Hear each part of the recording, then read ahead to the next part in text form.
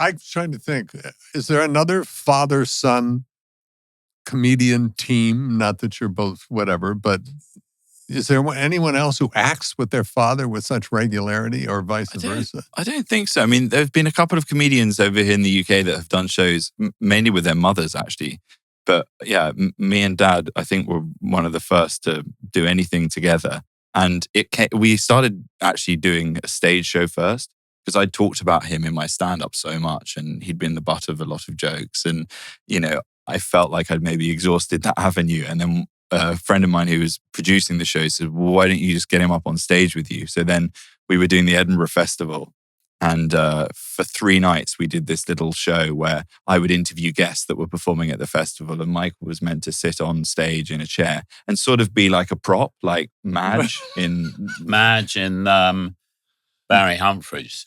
You know, the Barry Humphries chair. I don't, yeah. Madge just sits in a chair just in front of the stage. She's a little old lady. She just doesn't speak, and that's the joke. And he used to talk to her, and then she'd just sit there nodding, and she had no teeth.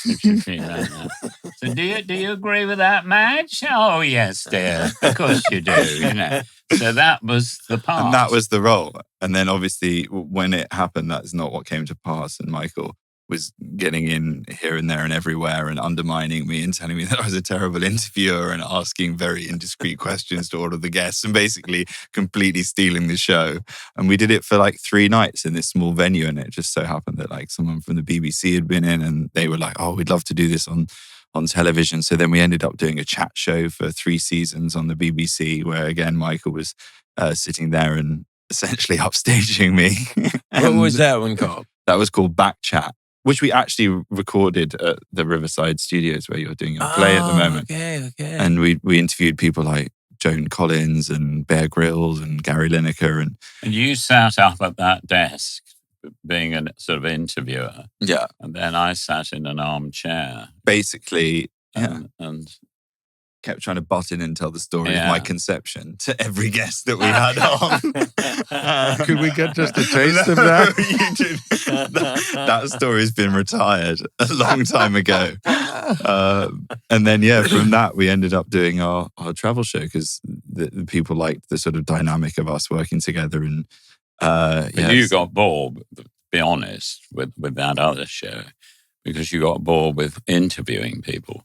Because you were saying, this is my show. I'm the talent. I do not want to sit here interviewing Joan Collins. Joan Collins. Any truth in that joke? I mean, I do find the interview format quite hard because I do think I like the sound of my own voice too much, and I'm always trying to like not tell jokes and not butt in and try to be a proper conversationalist. But I don't think I necessarily back then had the skill set. I just wanted to top everything that anyone said. And although Joan Collins did, if you remember, on that particular show, she stood up and walked off. She walked off. Because of you? No, not because she was upset, but she was just bored. Yeah, she said it's quite boring, this show. What's it called? It said back chat. Well, there's not much chance for back chat because I can't get a word in edgeways. But it was in the first break of filming and she tried to walk off the set. And I was like, where's she going? Does she think it's over? And I was like, Joan, I had to run after her and be like, no, we've still got like 3 more sections of the show. She was like, well, I can't stay and sit here. I have dinner reservations. Yes, I have dinner reservations. And we were like, well, could you move across the dinner reservations? And she walked off. And then the only way we could get her back was by literally luring her back onto the set with champagne. So someone had to run out into the bar at the Riverside Studios, buy some like Moe, and then we literally like had to coax her back into the studio with the champagne. And once she was, imbibed, she was then willing to sit through the next 3 parts of the show. This is why Woody and I are sitting where we are. You guys can't scoot out and leave whenever you want. She also told the most staggering story, which I don't think ended up in the show, where she told me, because I said it must have been exhausting to being as famous as you are for so long. And like, for so long. Yes, really, that was the moment when she got up and walked off. She went, how dare you? And no, she said, yes, I had an experience though recently where I was like, I wish I could remember what it was like to be anonymous. And I thought to myself, I'm going to send my assistant out to purchase me one of those burqas that the ladies wear in the Arab world. And I will wear this and I will be able to walk around. And I did. For the afternoon, I walked around Harrods in a burqa, and no one stopped me. No one came up and asked me for any selfies. And it was just this wonderful experience of knowing what it's like to not be Joan Collins for a day. I thought that is a very extreme measure to go to have that experience. And it's also meant that ever since she told me that story, anytime I see anyone in a burqa in Harrods, I look and I'm like, that might be Joan Collins. I loved the masks that we had to all wear for a while there. And when anyone recognized me when I was wearing the mask, it was like, well, fuck, a lot of good the mask does, you know. So it had nothing to do with COVID. It was like... I'd like to see you in a burqa, though, Teddy. I would, too. Yeah, because I'd say you're very recognizable from the nose up. Your hair is so distinctive. I'm the tall, mask does you and no the favors. hair and the bald spot in the back, because I will get people go, I think that's him, and then I'll walk by them and I'll realize that they're looking at the back of me now going, yeah, that's him. That's it. I know that bald spot. Anywhere. I don't know how my bald spot spread to the front.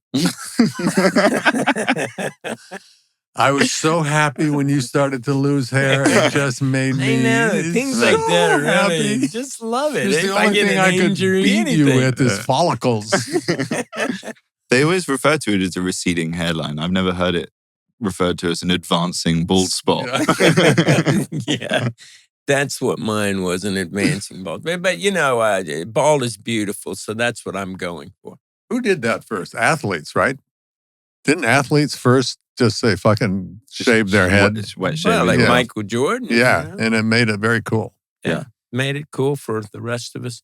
Anyway, so... what do you think of Jack's hair? I mean, I think that is far Yeah, that is too long. I'm actually getting it. And his mother doesn't like it. So Doesn't like if your it? mother doesn't like your hair, I you should like have it, dude. done. It's too How long. come Hillary got a free pass here? I She's not wouldn't, sitting around the table. I know. Yeah. That ain't right. She'll join She's- at some she'll point. join us. She was upset. When I he always- walks off, when he does a Joan Collins, Yeah, Hillary I might subs do in. a It's like Joan tag team podcasting. Although you're right, I'm a bit trapped here now Yeah. for a walk off, and I couldn't get down to go under. Oh, there isn't an under. It's all solid under that. Yeah, this is a Um, true prison for you. But I wanted to ask you, because I was like interested in this, that you attended a school with Jesuit monks, like a Catholic school Some of that in is Yorkshire right. or something. Yeah, What was- Yorkshire's right. Yeah, Monks is right. Benedictine monks. Yeah, I did. My mother was very Catholic. My father was very not Catholic. I mean, sort of almost anti-Catholic. But as always in families, my mother won the day. And so I was sent away to a boarding school when I was 9.5 in Yorkshire, called Ampleforth, run by Benedictine monks. I mean, there were 400. There was a community of 400 monks up there, of which 100 were involved with teaching at the school. And I went there I left when I was 17.5, 18. Were you surrounded by people your age who are also being sent away to school at that age? Yeah. And for the first year or the first year, I wasn't happy. But after that, I just settled in and made lots of friends. I still have a lot of the people I met there then who I still know and am friends with. And it had a lot of comedy potential.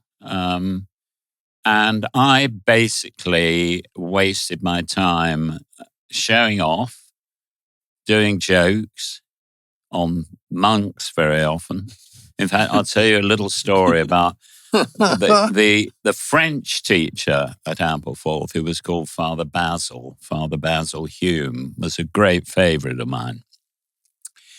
And I used to play jokes on him, which he loved because he was a very jokey guy himself. And one day I went into York and I bought something called a dirty Fido, which was like a poo, a dog poo, plastic, from a joke shop. I brought that back to school and I showed it to one. They all said, "Oh, Whitehall, that's so good. Oh, it's so funny. And what are you going to do with it?" And I said, "Well, I'm just thinking about it." And then I had the idea of when Father Basil, because he was the nicest of the monks and the one that I thought would have a sense of humor, when he came into the classroom, he went, this makes it sound like I'm about 100, because they had these big desks with steps up to the desk. Right. So you came into the room, you went up 3 or 4 steps, sat then in your looking at the classroom like that. So I put the dirty Fido just on the side of one of the steps. And I thought, clever, and all the boys were going, "Oh, you know, what Whitehall's done is..." Anyway, so Father Basil comes in and says, "Bonjour," and we say bonjour because he was the French teacher. And got up, sat in the desk at the top of the steps, started talking to the kids and talked to me and everything. And I thought, he's just ignored the whole thing. That didn't work at all. Surely maybe I put it too far to one side. Anyway, he finished the class, came down the steps, and as he turned to go out of the room, he bent down, picked it up, walked to the back of the class where I was and said, "Whitehall, I think this is yours." And put it in front of me. So, dissolve. And 60 years later, I think it was 60, it might have been 50, certainly 50 years later, he has become the Cardinal Archbishop of Westminster. Nice. So he is the top dog in the Catholic Church in England. And he's a cardinal and all that.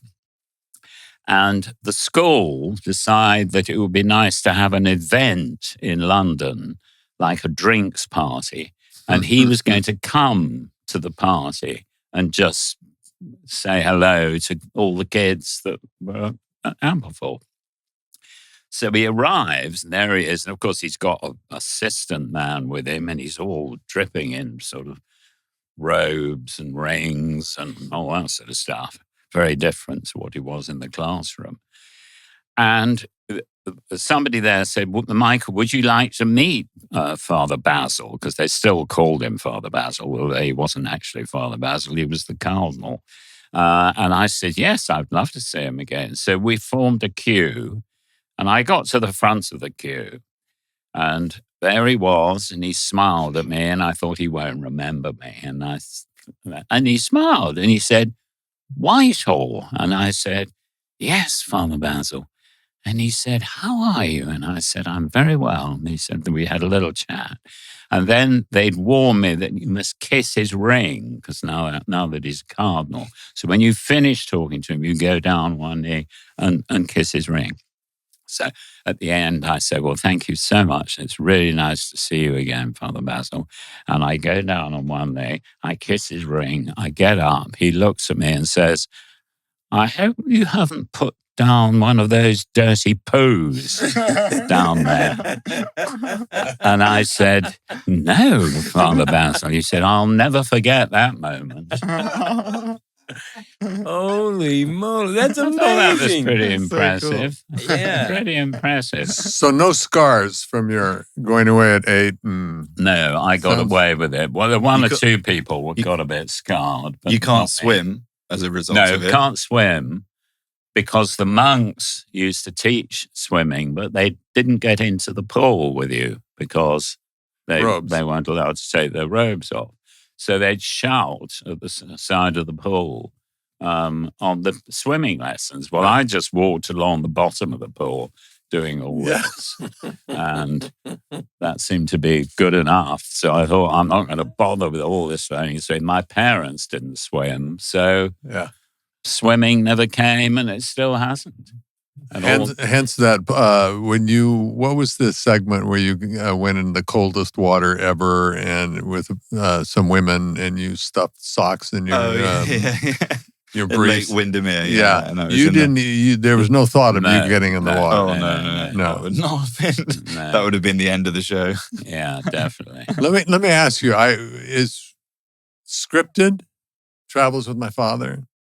I mean, sometimes we attempt to have little moments that are scripted, but Right. Michael's not great at retaining much script in his head if I do try to give him lines. So we sort of muddle through it and, we have an idea of what some of the scenes are going to be, but it's mostly improvised. Totally works, Yeah. by the way. It's very funny. So can, good. Oh, thank you. You can also see when it's like you surprise each other and it goes off in some tangent. Like you in the water I think that was totally off book. yeah, that was definitely off book.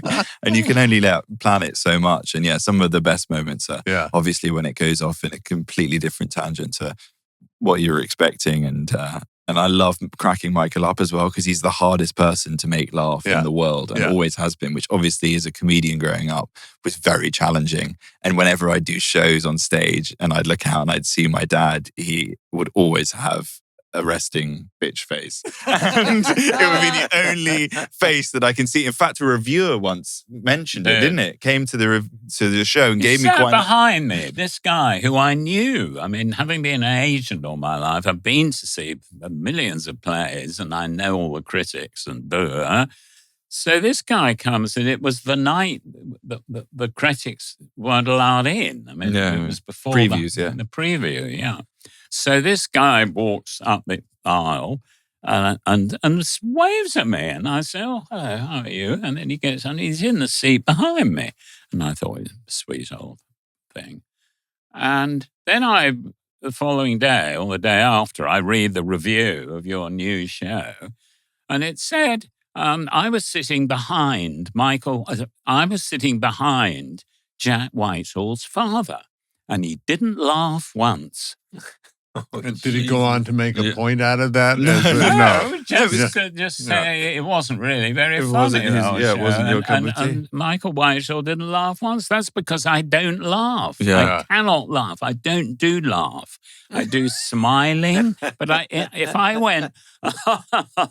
doesn't sound genuine. So phony. Does your mind go, that's funny? That's a good joke? Inside laugher. We don't like those, do we?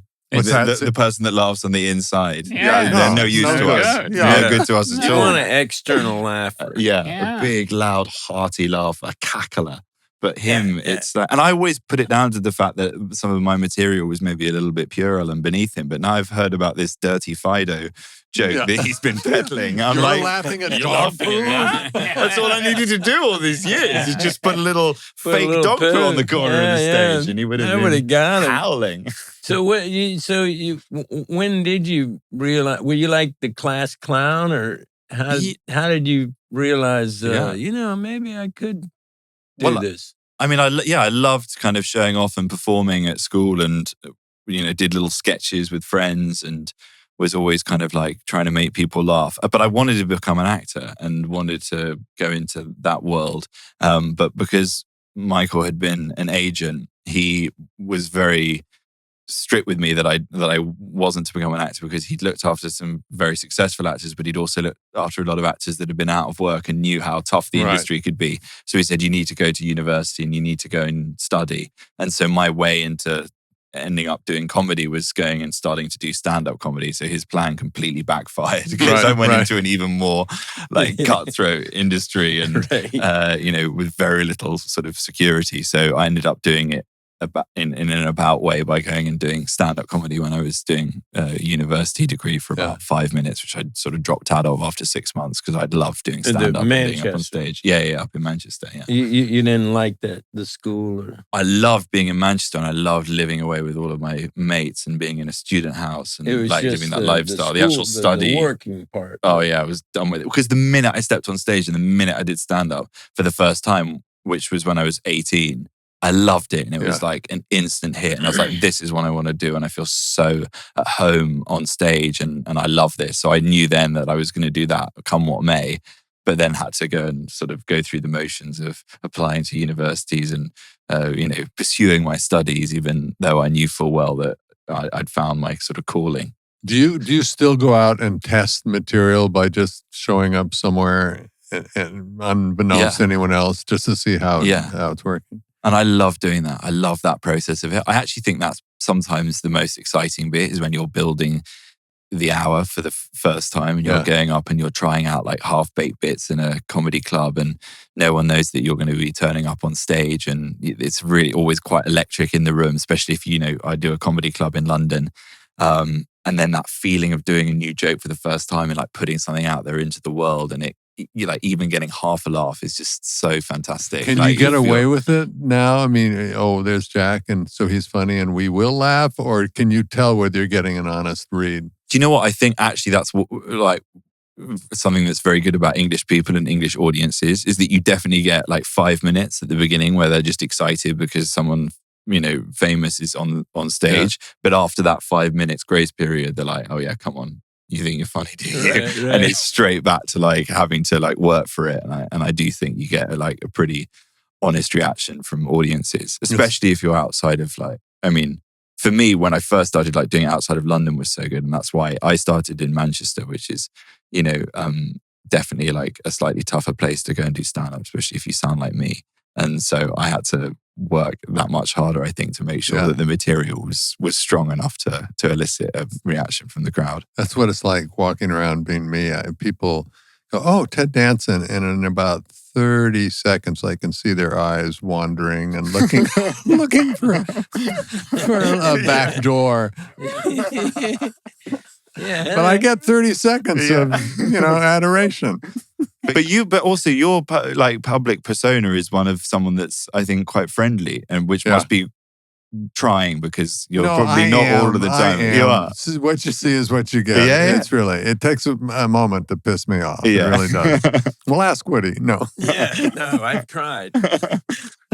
That's why Michael's so lucky, because his screen persona is, cantankerous and dismissive. And so when he is cantankerous and dismissive in real life, when someone comes up to him, they love it. And it's so annoying because he can be so rude to people, and they're like, oh, he's doing his bit. It's Larry David. Yes, it is. Exactly. It's Larry David. And in Success, it's even worse because they get away with it even more. Yeah. Because people love it and expect it. Yeah. It's no fun. This little girl came up to me. She was on her way back from school, and she said, would it be possible to have a selfie? And I said, no, yes, absolutely. I just love your show, and I love Jack. And then as she was about to take the picture, this is getting technical for me now, because I'm doing that, like I'm stopping traffic. Is that the phone? That's the phone. That's her phone, okay. As she was about to take the picture, she suddenly said, oh, I know what would be so, so funny, and my dad would love it. And I said, yes. And she said, as I take the picture, will you just tell me to fuck off? And I said, I don't think I'd really want to. Oh, but my dad would love it. I said, I'm not sure how much your dad would love it. I think we'll just leave the fuck off. Wow. See, that's smart. Wow. Because that has become the third person to have that catchphrase, because, of course, Brian Cox in Succession. Yeah. I went up to Brian at Fulham and said, can we, so we had a really good picture of him telling me to fuck off and me telling him to fuck off. Not that funny, but sort of quite funny. But it's a great catchphrase to have. Yeah. And I'm always very charming to people when they come up and speak to me. You're not. But I have spent my entire life representing actors and actresses and enjoying it, and never, ever wanting to be any kind of performer. And that has forced me into doing it. Jack. So reluctant. Because he wanted to be a double act, and I was the only person he could think of. But backing into the spotlight. Yeah. Yes. Over and over again into the spotlight. Yeah. Crowbarring his way into the spotlight. Crawling over his son to get into the spotlight. Let's talk about cannabis, shall we? Yes, please. Yeah. Please. Did you get busted on the way back into Britain? No. Really? no souvenirs were No purchased. souvenirs. Even though you went to Woody's We went to dispensary. Woody's dispensary, which was incredible. I mean, it's like an Beautiful, right? oasis Yeah. in the middle of the chaos of Los Angeles. And yeah, Well, the idea was like, at least no matter what, you can't accomplish everything, but let it be the most beautiful. You were the agent to some really incredible people like Dame Judi Dench and such. So who was your favorite client? Difficult. Kenneth Moore. Yeah, I suppose Kenny Moore was, but I mean that was a long time ago. He you was remember a Kenny Moore? You remember Kenny yeah. Moore? Guy? Yeah. Huh? Do you know Kenny Reach Moore for the from- Sky, He was all Reach for the those Sky, played British the pilot who lost his films. legs in the war. He was my Douglas Father. first sort of big client, and I had such a good time with him. I had a very good time with him in Berlin with David Bowie, but I think that's for if you're ever doing a special where you can talk, the guest can talk for half an hour, I think I'd have to do that then. But no, Kenneth Moore, great. He used to go out for Judy, lots of boozy lunches. Dench, lovely. I think Daniel Day-Lewis was probably my favorite. I just had a Colin Firth. Oh God, I love. The reason I Colin love Firth. Daniel Day-Lewis is because, and he won't mind me saying this, is that he was mad in the sweetest possible way. I mean, I took him on from drama school, the Bristol Old Vic. And Had you seen him in something? Did they do it like a workshop or something? Yeah, well, I went to the Bristol Old Vic drama school to see him do something. And then went down again when he was playing Dracula there just to see him actually performing. And then we met him afterwards and had chats with him. And he was just very sweet, very nice sense of humor, very interesting looking, this very tall, slightly stooped, but great sense of humor. So I was thrilled and he came to me and we got him various jobs and he built up his career. But the things I had to put up with was, I'll just tell you one little story about talking to Danny in the evening was that we were having dinner, having a dinner party in our house. We used to have regular, as Jack will say, dinner parties. You used to come in and tell jokes, stand behind the curtain and go, "Good evening, ladies and gentlemen," and then tell deeper voice, jokes though. It was a deeper voice. and then draw the curtain. And then sometimes we'd forget you were there. Just stay behind the curtain all evening.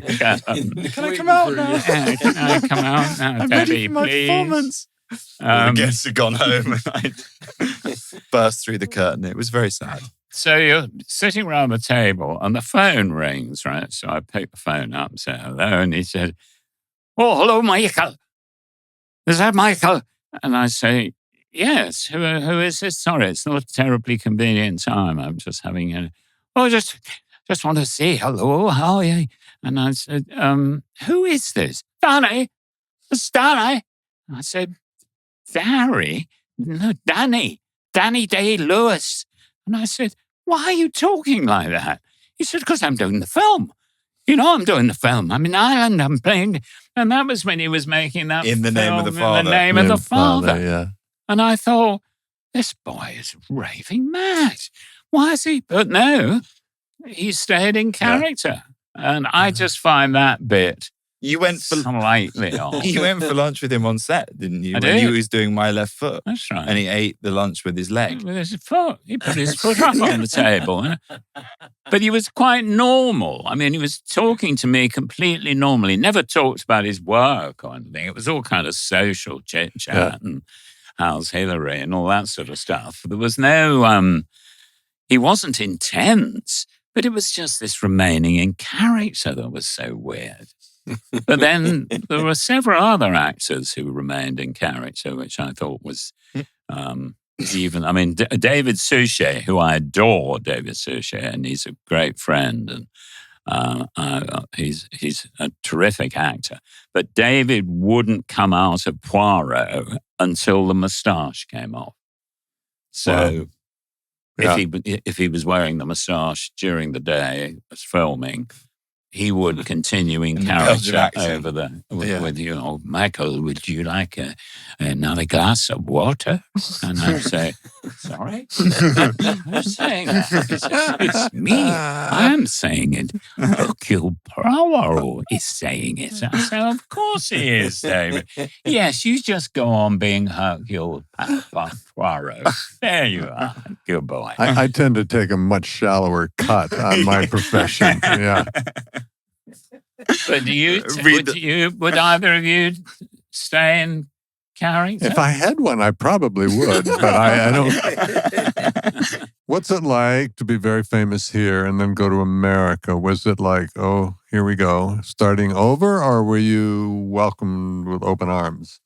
I mean, I think it has advantages. It's quite nice to have a bit of a clean slate, because I think over here, sometimes I'm so much in one bracket that it's hard to be seen as anything else, because I've been sort of doing it for so long. So certainly in terms of like going and trying to reinvent yourself a bit and try and do some more interesting things and play some different types of characters, it's quite useful. I mean, it's also strange, not only maybe not being recognized as much in America compared to England, but also now when I go to America, the vast majority of people that would recognize me there is from this show with Dad. Right. So a lot of them would be coming up to me and saying, oh, I love your show on Netflix. Your dad is hilarious. And I'm like, that's not a compliment that I want. And the worst one, this was 100% the worst one, was when we went to America and we were together and we were in a hotel, walking through the hotel lobby, and these two American guys walked past and they recognized Michael. And then they carried on walking past and they didn't recognize me. And so I then not only didn't get recognized, the final sort of just like kick in the bollocks was overhearing their conversation. And they were going, oh yeah, that's the guy from Travels with My Father. And the other guy was like, oh, what's that? And he goes, oh, it's this great show on Netflix. It's about an esteemed elderly English gentleman that travels the world with his doofus son. And I was like, that's not the show. That's not the pitch. And I was like, that's what I've been reduced to now. I'm just the doofus son, the hanger-on. I hope you took it out on your father in subtle, covert. Oh no, he was definitely not told about that coming, because I didn't want to feed the ego. But yeah, that's pretty crushing. Oh my God. You were great in Jungle Book. I know it's a terrible title because it was actually kind of brilliant. I loved it. You worked with my friend Emily. Emily Blunt. Yeah, she's incredible. And she's from like exactly the same part of London as me. So like our schools were like, you know, a road apart, and we grew up going to all of the same shops and pubs and bars and stuff. And so the minute I met her, like we instantly bonded, and she was so nice and so fun, and like made that a really, really wonderful experience. And like Dwayne, I don't think knew what hit him when he first walked onto the set and was sort of working with Emily, because she's just got this like wicked sense of humor, as you know. She just like has no filter whatsoever, and she's so funny. It was like one of the first days on set. It was awful because I'd been a big fan of Dwayne Johnson growing up, because I'm massively into wrestling. And I used to love watching wrestling as a kid, and right at the era when he was in his pomp. And I said, just don't turn yourself into a fan, and make sure you act with some like professionalism when you meet him, because, you know, you want to be seen as his equal rather than like fangirling on him. So I managed to get through like my first conversation with him and not say anything stupid. And I was like, I think I've, you know, acquitted myself correctly there. And then a couple of hours later, I was there with Emily, and she's obviously like fooling around. She's like, I don't even get he was a wrestler, was he? And I was like, yeah, he was amazing. One of the greatest wrestlers of all time. He had this move called the rock bottom. She's like, the rock bottom? That sounds sordid. I was like, no, it's not sordid at all. It's just a finishing move. She's like, well, what was it? And then I ended up trying to explain the rock bottom to her. And then I can't explain it physically. So I was like, well, let me sort of show you. So if you put your arm over my shoulder, he would like grab the other wrestler. It would normally be like Stone Cold Steve Austin. And then he'd hoist them up like this. And I'm then performing the rock bottom on Emily Blunt. At which point Dwayne goes, Jack, are you are you trying to do my move? And then he turned around and he was watching this whole thing play out. And I was like, oh God, this is absolutely awful. I'm like rock bottoming Mary Poppins in front of Dwayne. And now the cat is out the bag. I bet he loved obsessed about him. Yeah. I bet he loved it. Yeah. I also showed him because I did a lot of art when I was younger.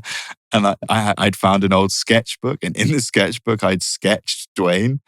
I mean, obviously when he was The Rock, and there were all of these sketches of him, and I had them on my phone, and I showed Emily, and obviously she yanked the phone out of my hand, and that was taken straight over to Dwayne. Did you know that Jack used to draw you when he was younger? And I was like, okay, well, my mission of not turning myself into a weird, creepy fangirl, I've failed. You're now the stalker. I'm now the stalker. I'm now being asked to leave set because I've been drawing my co-star. I'm sure that is an HR issue. Where'd you guys shoot that? We shot it in Hawaii and Atlanta. And yeah, it was, I'd gone from doing BBC sitcoms and stuff on a shoestring budget, which are all shot on like an iPhone, to suddenly being on like one of those big Disney behemoth movie sets. And it was all very overwhelming, but kind of lovely just because it, Emily and him were very nice and were very kind of Did you meet John and family? Yeah, I think he flew there to be with her. Yeah, he's amazing as well. So it's like they're such a wonderful partnership. So yeah, no, that was really, really fun to have an experience like that. Very difficult to then go and do a film like that and then sort of go back to doing. And you got away from... Yeah. You didn't make a set visit to that one in Hawaii. No, I think I just got busy. I'd got lots of stuff on. A lot of monks to see. Yeah. A lot of monks to catch up with. Cardinals. Cardinals, yeah. He doesn't deal with monks now. Catching up with cardinals. That could be my next book. Yeah. The title. Well, that's the series that you do now that you've got rid of the doofus son. That's your solo project. It's just you interviewing a load of cardinals and kissing their rings. And... when I was an agent, I used to think I got the best job in the world. I worked for the agency that became ICM. It was then called London International. And I worked for a guy called Robin Fox. What year is this roughly? 1940, 1930. David Garrick, he was your first client, wasn't he? Had the speakies come in. 1960. It just ignores me. 1969. Thank you. Sorry. And Robin Fox, who was James and Edward Fox's father, I worked for him, and he was amazing, as my granddaughter would say. Amazing. And I had, first of all, some of his clients, helped him with some of his clients. And then he retired, and I took on some of his clients, and some of them I didn't take on because I didn't fancy them. I don't mean fancy them in that respect. I mean fancy them in terms of we understand. clients. It's good. You clarify that. But whenever I went to see a client, either of a new client of mine or an established person in the theatre, I would go to the theatre, I would see the play, I would see them afterwards, either for a drink or maybe sometimes dinner. And on my way home, I would think, thank God I'm not an actor. I mean, those poor buggers, they're going to have to do it again tomorrow night. And then the night after, and the night after that, week after week. Month after month in some cases. That's hitting close to home. Yeah. In the trenches. And all I've got to do is just go home, come into the office the following morning and check that the commission's coming in nice and smoothly. That's the job for me. I'm never, ever going to go anywhere near performing. And I even invented a phrase that I used to say to my clients when I went to see them in the play. Backstage, there was all that lovely, you were darling, you were wonderful, best play I've ever seen, best actor, all that sort of bullshit that agents do. But it was the one where the play came off. So the notice went up at the end of the first week. I mean, that kind of thing, where the reviews were terrible. And the actor would then be ringing me up and saying, oh my God, what am I going to do? And, oh, it's all such a nightmare. Can you give me any, try and cheer me up a bit? I said, I don't need to cheer you up because the news, from my point of view, is all good. And the actor would say, why is that, Michael? I said, because up to this moment, you weren't available to me. You were doing this play. I've heard the same shit from my agent. It's going to go on and on and on, month after month. I just cross you out of my thoughts and my book. Now your play is coming off. Good one. I can start working for you and getting the big jobs. The play was always shit. It should never have been even put on. Now I'm taking over. And I will get you some fantastic TV, movies, all that. And they said, oh, Michael, I feel so much better having spoken to you. And I said, that's why I'm here. My first and only Broadway play, it came out of Chicago, and it was really well produced and directed, but very kind of lightweight material. So opening night in New York, the rim shots were so good with the jokes that everyone would burst out with huge laughter, and then you could hear them go, wait, what? Each laugh was that way. We went to Sardi's, where you go in New York to celebrate, and there were famous people around, and it was so rock and roll and so exciting. I was upstairs in the bar upstairs, and Rex Reed came, and then the reviews, the New York Times came out, and people had rushed out to get it. And Clive Barnes back then was the person who could make or break a show. Yeah. And Rex Reed hated Clive Barnes. So Rex Reed grabbed the paper and read Clive Barnes' review of us. And he ridiculed and mocked Clive Barnes' words while we listened to Clive Barnes just raking us over the coals. But we had to laugh at Rex Reed as we're hearing our demise. And I turned around to get my drink, and the cage came down over the bar. And the party was over. Next day, I went to say goodbye to my parents who had come in from Arizona, and I put them in a cab and then went to do the matinee, and I walked in the stage door. And the stage door guy said, well, hey, whoa, where are you going? And I said, I work here, thank you. And he went, not anymore, you don't. And he pointed to the closing notice. Really? There's a one-night stand on Broadway. Oh, my gosh. So I became a TV actor. Fuck him. Wow. That's harsh. That is harsh. That's not anymore, you don't, pal. So we had our opening the night before last, Wednesday night, the play Ulster American doing here. And anyway, I was talking afterwards to Stanley Tucci, and he goes, you know how you can tell that this play's a hit? And I go, how? And he goes, because people are still here at the party.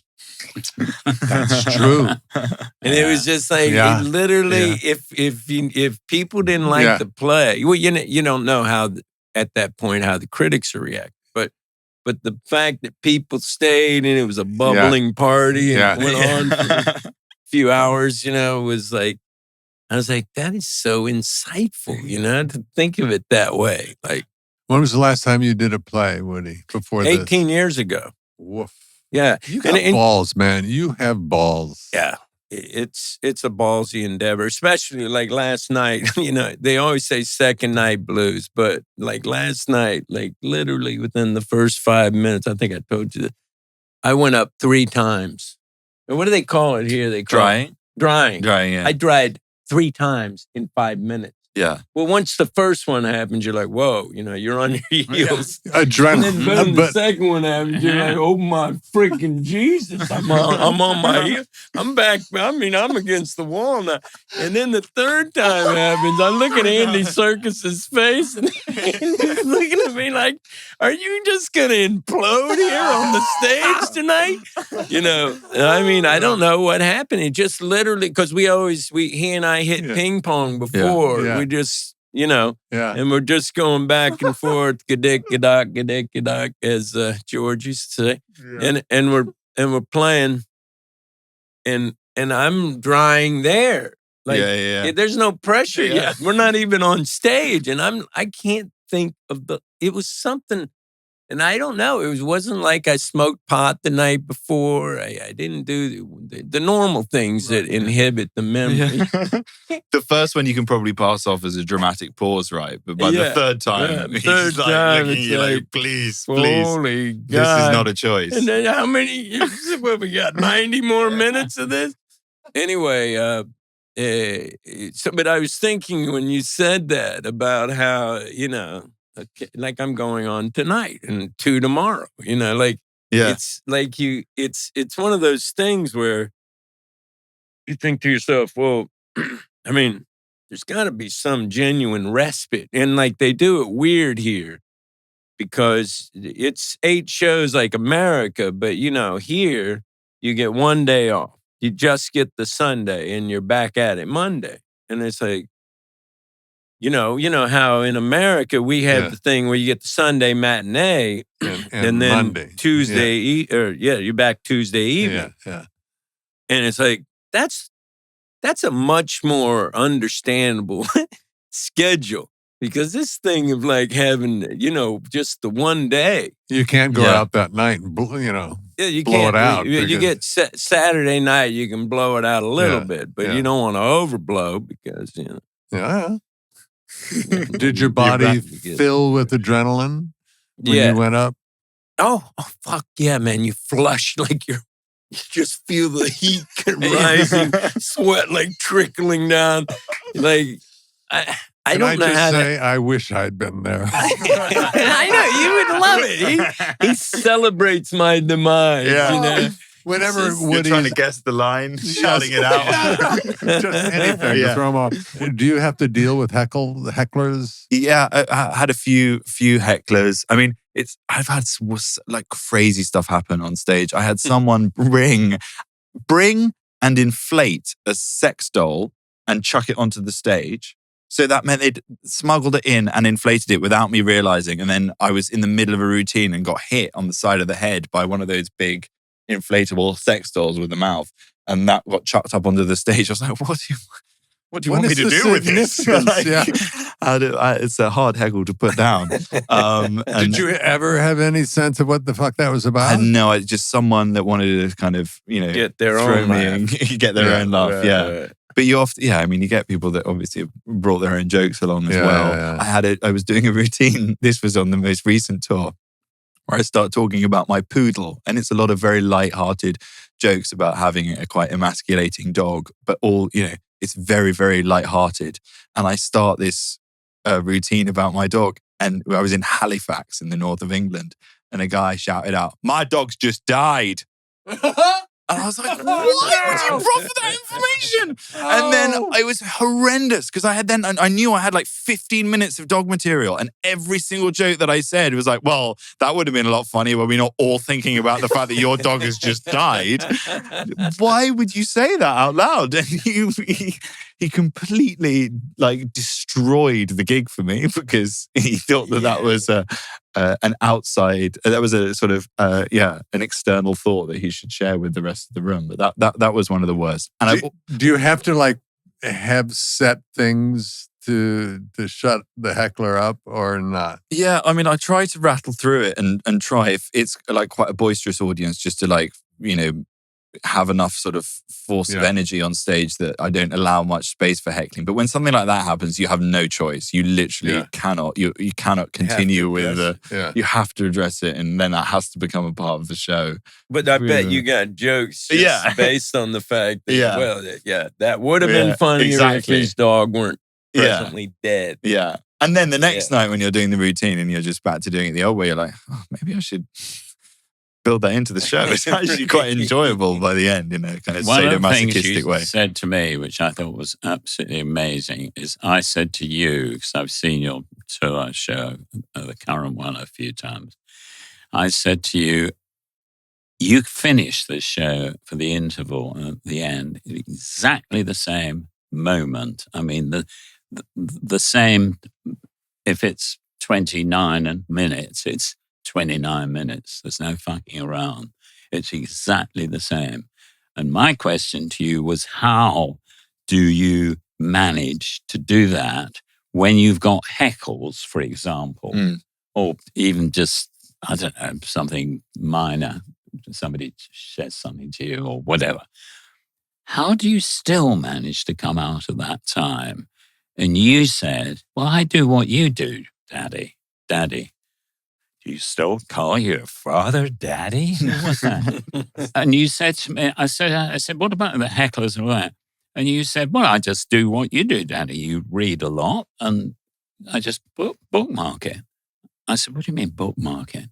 You said, well, you put a bookmark in your book and then you know where you've got to. And I said, but it's not a book. And he said, no, I put a bookmark in my head. I said, what do you mean in your head? What, you mean stick it in your head? He said, no. I just have a mental bookmark. And then I do the heckle, and then I come back and I pick it up where I left it off in my head. And that's it. And I said, that sounds so easy to do that. I thought, unbelievable that you can do that. Unbelievable. Seriously, that's Well, yeah, you have to, and you like that's what's so great. That's what I was always be worried about with a play, is that there's no leeway to go off and improvise, or if you do end up missing a bit or skipping a bit, then it's such a kind of intricate dance and involving other people as well. Like I think that I would find that quite terrifying, having only ever experienced stand-up, where it's, you're in complete control and it can change, or you can drop something, or it can deviate from whatever script that you have in your head. But yeah, that I'm lucky that I've never really had any like too soul-crushing a heckling experience. The best one I've ever heard was a friend of mine called Joe, who was doing a gig in a pub, in a sort of upstairs room, and not particularly well attended. It was like 15 people or whatever, so you could hear everything in the room. And he said he was doing his shtick, and it was not landing particularly well. There's not a lot of laughs, so he does this joke, and it plays to absolutely nothing. And then he hears a sigh at the back of the room, which is never a good sign when you can hear one of your audience members just sigh. And he goes, "Oh, there used to be a pool table in here." Oh God! Also hard to come back from. That is crushing. That is just, yeah. Larry David, when he did stand up in New York when he was starting out, have you heard this? That he would step out on the stage, and within 20, 30 seconds, if he didn't like the crowd, he'd say, "Oh, fuck off," and leave. Literally, his set would just decide that these people weren't worth it, or they weren't laughing hard enough, and he would just dismiss them and walk out. That's Larry David. Yeah. In a nutshell. Incredible. Yeah. I might do that. Yeah, you would do that. Yeah. I should see you doing that. If Yeah. I ever did something like that, I would definitely do that. Michael, do you ever have an actor new and you brought them up, and then they got their first big job, huge job, became famous, and they left you? Yeah. Yeah.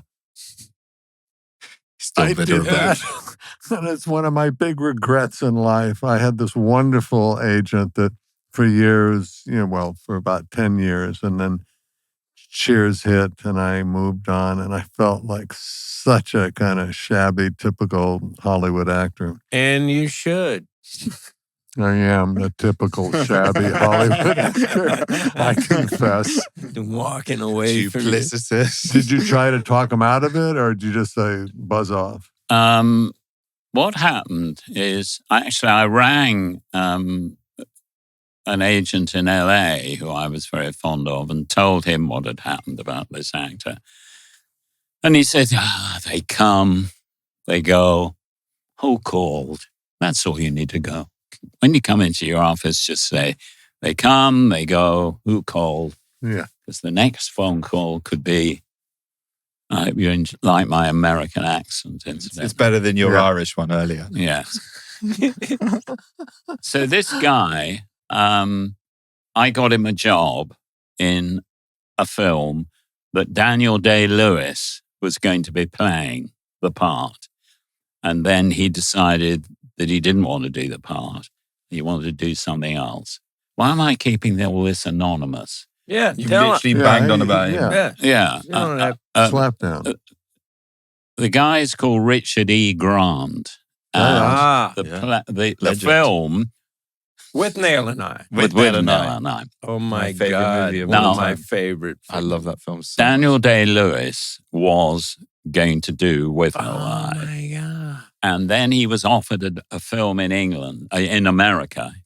He was then offered a film in America. And he said, I'd really rather do the film in America if that's all right. And I said, no, it's fine. I mean, I've only said yes very recently. So I'll get on to Bruce Robinson and just saying that you've had Bruce Robinson didn't take it well. No, I mean, talk about the C word. I mean, I've never heard it used more often towards me, Daniel Day-Lewis, and everybody else. He was absolutely furious. Anyway, dissolve, and a couple of weeks later, he was auditioning people. And I met this guy called Richard E. Grant, who had not done anything. And I just thought he was quite interesting looking. So I rang Bruce and said, how it's going with the recasting. And Bruce said, I'm never going to talk to you again. What you did to me with Danny Day-Lewis, I know you just talked him out of it. You wanted to make more money, more commission in America. You're just a fucking asshole. And I said, look, I'm just ringing to try and be helpful to you, Bruce. I've got this actor. And he said, so what's his name? And I said, Richard E. Grant. He said, Richard E. Grant, you made that fucking name up, haven't you, just to get me annoyed.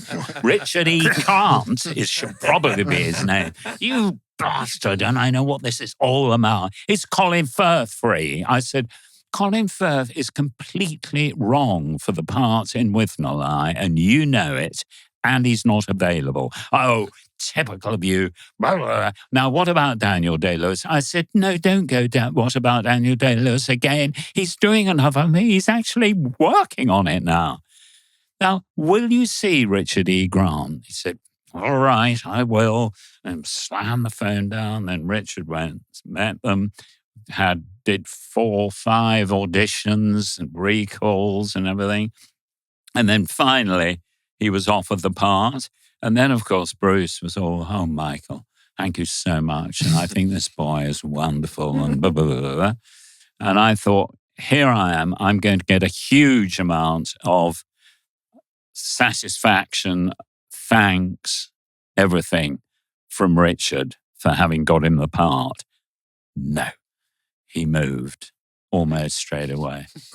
Yeah. Wow. But it's fine. He's over it. But it's fine. I've got it. But by the way, I'm so psyched to hear that you were the one who had the idea of Richard E. Grant, because I can't imagine anyone else doing that part. He's amazing in that part. And you think about Daniel Day-Lewis, who is an incredible actor, but you can't even picture him doing that. Picture him in With Nail. Be really and Richard Griffiths was in it. Richard was marvelous. I was going to bring it up earlier because of that. That's one of my favorite comedies of all time. Even, sorry about you and Bruce not being. No, it was. It was a fantastic film. It wasn't hugely successful at the time, but has just became a cult classic. Yeah. It's the perfect acid test as well. Whenever I show it to someone, I'm like, if you like With Nail and I, then we can be friends. It's the movie I go to. Conversely, if you don't like it, I don't think we can be friends. Yeah, exactly. I want to ask you, because you are a podcaster, so I didn't know what a podcast was. I know a lot of people will say that's made up, but I promise you it wasn't. A year ago, we were asked to do a podcast, my charming wife, Hillary, and I said, what the fuck is a podcast? And they told me, and I thought, I don't want to do that. I mean, what, the people listening, are they? And they said, yeah, of course they're listening. I said, what do they listen on then? On the radio? No, on their phone. On their phones? Ridiculous. And I said, I promise you. And anyway, so then this company called, it's a little company in Leicester Square called Global, yes. Used to be next door to well, it still is next door to the Odeon Leicester Square, which was the place to go for the big movies. I mean, I've seen a lot of both of your movies premiere at that was sweet to include me. But go ahead.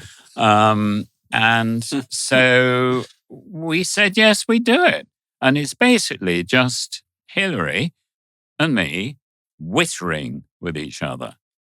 I can't remember half of my stories. I don't even know most of the time where I am or what I'm doing.